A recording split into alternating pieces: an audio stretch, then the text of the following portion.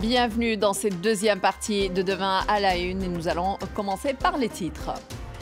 Le procès de Blade Runner reprend le 13 juin. Oscar Pistorius comparaîtra à nouveau pour connaître sa peine, cette fois après avoir été jugé coupable de meurtre par la Cour suprême d'appel en Afrique du Sud. Enfin, un peu de cuisine pour finir. Le Refugee Food Festival dans la première édition compte rendre hommage à des chefs ayant le statut de réfugiés et à qui des restaurants parisiens ouvrent les portes. Bienvenue dans cette deuxième partie de Demain à la Une. J'ai le plaisir d'avoir à mes côtés notre chroniqueur culture de l'antenne arabophone de France 24, Liana Saleh. Bonjour. Bonjour Aziza. Merci d'être avec nous et en face de vous, notre reporter Sylvain Rousseau. Bonjour Sylvain. Bonjour. Je vais donc commencer tout d'abord avec vous, avec un peu de sport, mais pas tout à fait, plus justice cette fois-ci. Justice. Lundi 13 juin, donc Oscar Pistorius comparaîtra à nouveau devant un tribunal de Pretoria, chargé cette fois-ci de déterminer sa peine pour le meurtre de sa compagne. Le jour de la Saint-Valentin, c'était en 2013. Les audiences vont donc durer jusqu'au 17 juin. Pour commencer, Oscar Pistorius a déjà été reconnu coupable de meurtre. C'est une des étapes un peu de son procès. Est-ce que vous pouvez nous rappeler un petit peu ce qui s'est passé dans cette affaire-là depuis le début? Voilà, qu'est-ce qui s'est passé pour arriver à cette dernière étape, donc qui va être sa condamnation. Donc, on rappelle les faits, le soir de la Saint-Valentin en 2013, il tue sa compagne Riva Steenkamp en Afrique du Sud. Il tire 4 balles de gros calibre à travers la porte des WC qui était fermée. Sa compagne était à l'intérieur, elle est morte. Lui va toujours affirmer pendant sa défense qu'il pensait avoir affaire à un cambrioleur, qu'il ne savait pas que c'était elle, qu'il ne voulait pas la tuer. Donc il y a plusieurs procès. Il y a un procès très rapide, à peine un an après, qui est d'un premier temps ajourné, puisque Oscar Pistorius va subir des examens psychiatriques. On rappelle qu'il a quand même été amputé des 2 jambes avant même ses 1 an. Donc on peut imaginer que tout ça a pu lui laisser des séquelles. Et finalement, il est déclaré complètement responsable de ses actes. Le procès peut reprendre. Il est acquitté du meurtre en septembre 2014. Le tribunal lui reproche simplement sa très grande négligence pour avoir tiré à travers la porte d'une pièce exiguë. Alors ça, on est en septembre 2014. Comme on le voit ici, c'est le tribunal de première instance. C'est ça, qui le condamne en quelque sorte pour ce qu'on pourrait qualifier en droit français d'homicide involontaire. Très bien. Il est donc condamné à 5 ans de prison. Le bureau du procureur fait tout de suite appel en estimant que la sanction est beaucoup trop légère pour Oscar Pistorius. Il est libéré un peu plus tard, en octobre 2015, pour bonne conduite. Il passe 1 an, à peu près. Il passe un septembre petit, voilà. et octobre. À 1 mois près, il passe 1 an en prison. Il est donc assigné à résidence chez son oncle dans une luxueuse villa de Pretoria. Il a un bracelet électronique. Il a un rayon de 20 km à l'extérieur duquel il ne peut pas aller. Il est étroitement surveillé par la justice sud-africaine. Et c'est en décembre 2015, donc quelques semaines seulement après sa libération, que tout bascule, puisque la Cour suprême, même si elle admet le fait qu'il ne cherchait pas à tuer sa compagne, elle reconnaît le fait qu'il cherchait à tuer. L'homicide involontaire est donc requalifié en meurtre. Ouais. Peu importe qu'il ait cherché à tuer sa compagne ou pas, il cherchait à tuer l'individu qu'il estimait caché dans les toilettes. D'accord. Alors aujourd'hui, donc on en est là. Hein. Il a été jugé, il a été reconnu coupable de meurtre. Et là, la justice sud-africaine, en fait, il y a une première partie pour dire s'il est jugé coupable ou pas, et une deuxième partie à ce moment-là pour déterminer la peine. C'est ce qui va se passer la semaine prochaine, à partir de la semaine prochaine. Alors, il a déjà été reconnu coupable. Oui. Et la peine sera précisée là. Voilà, la justice sud-africaine fonctionne en 2 temps. Il a d'abord été reconnu coupable. Ensuite, la peine va être prononcée. Pour un meurtre, c'est au minimum 15 ans de prison. Ouais. Sachant qu'il a déjà fait 1 an. Donc ça va être un peu moins. Voilà, et qu'il a un casier vierge, donc tous les éléments vont jouer, ça devrait être un tout petit peu moins de 15 ans. Alors, en attendant, il reste libre. En attendant, il reste libre, il est toujours chez son oncle, toujours avec son bracelet électronique. Il a un peu plus de liberté qu'avant, puisque maintenant il peut sortir de ce fameux rayon de 20 km autour de la villa de son oncle.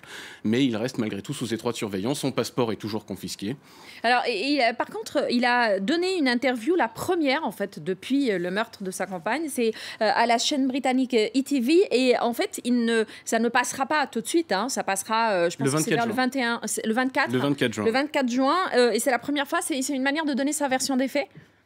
Oh, oui, c'est une manière de donner sa version des faits. Il est important de noter qu'il n'accorde pas cette première interview à une télé sud-africaine, mais à une télé étrangère. Même le choix du journaliste n'est pas un hasard, puisqu'il s'agit de Mark Williams Thomas. C'est un journaliste célèbre au Royaume-Uni sur cette chaîne d'ITV. Dès le départ, dès 2014, le journaliste, en fait, accréditait quelque part dans ses articles la thèse défendue par Oscar Pistorius. Pro Pistorius, en fait, le journaliste, à peu près. Disons qu'il accepte en tout cas la thèse en quelque sorte de légitime défense prônée par la défense d'Oscar Pistorius. Merci beaucoup Sylvain pour toutes ces explications. Donc ça commencera le 13 juin et ça continue jusqu'au 17. De la cuisine cette fois-ci. Alors ça va nous changer un petit peu. Donc il y a eu beaucoup de débats sur l'arrivée des réfugiés, sur l'arrivée des migrants en Europe. On oublie souvent d'ailleurs que ce sont des personnes qui ont un vécu, qui ont aussi des compétences et un savoir-faire. C'est de là qu'est née l'idée du Refugee Food Festival organisé par l'association Food Sweet Food en partenariat avec le HCR et l'entreprise sociale Les Cuistots Migrateurs. Nous avons choisi de parler effectivement de ce festival avec vous, Liana. Ce sont 7 chefs qui sont choisis et à qui on va ouvrir les portes de restaurants parisiens.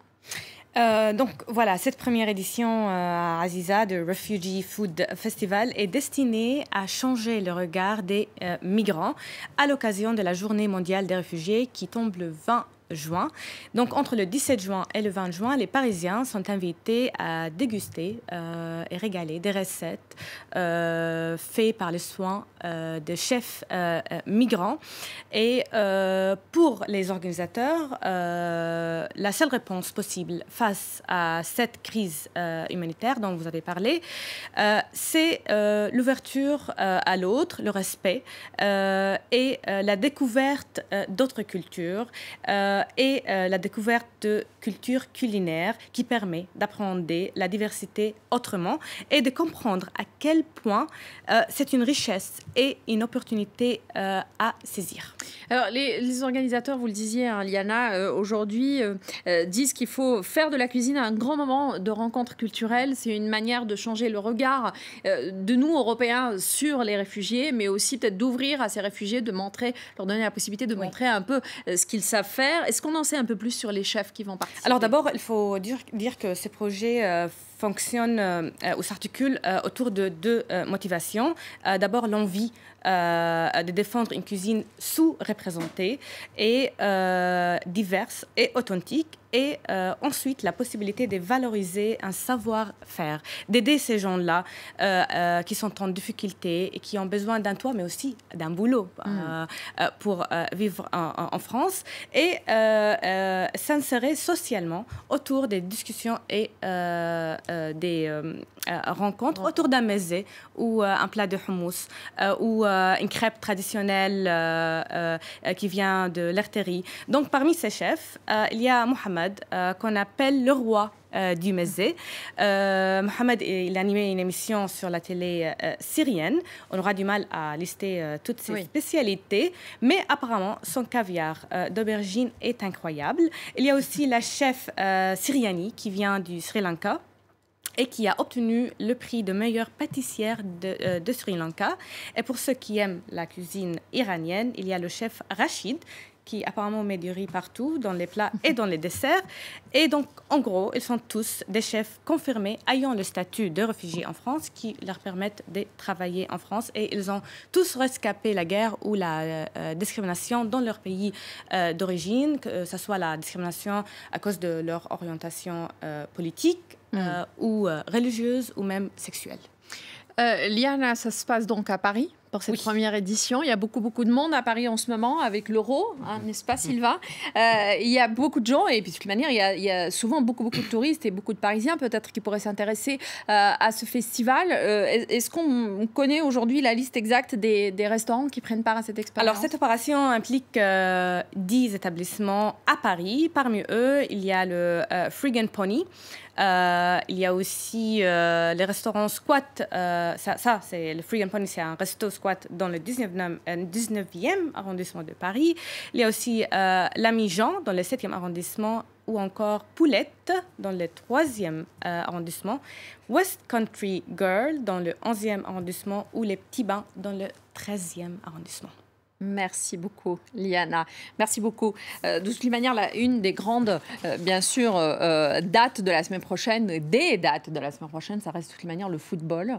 Je pense que ça sera aussi ça rejoint un peu ces festivals dans le sens où c'est une grande rencontre aussi entre des nations européennes. Vous suivez un peu le foot ou pas, Liana? Pas du tout. Pas du tout. Mais je pense que ça contrebalance de l'autre côté, n'est-ce pas, Sylvain? Un petit peu.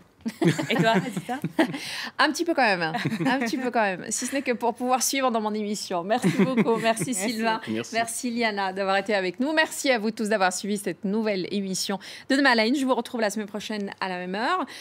En attendant, n'oubliez pas que l'avenir n'est qu'un présent qui s'ignore. Au revoir.